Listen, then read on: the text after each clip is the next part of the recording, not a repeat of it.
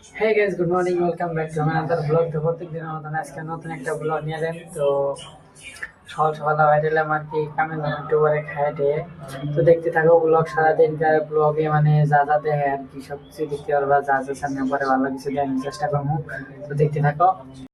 কি রাস্তায় উঠলাম, ওটা নিয়ে গেছি সামনে বিলার গেছি সাইকেল নিয়ে।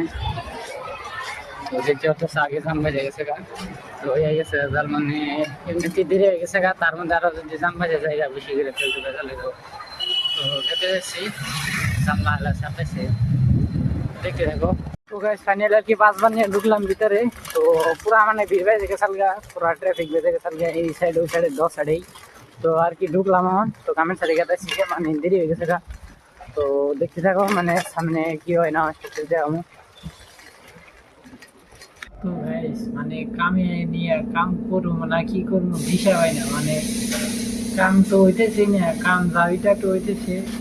তো দেখতে পাচ্ছ এই সাইডে মানে এডিটাও জানতেন লাগাইলাম বোর্ড, এমবিরা যে ওরা গেছে লাগামো এই সুতা ওরা গে, ওই জন্য মানে আরেকজনে কাম করতেছে, তখন থেকে মানে ই করে দিছে, লাইন কেটে দিছে।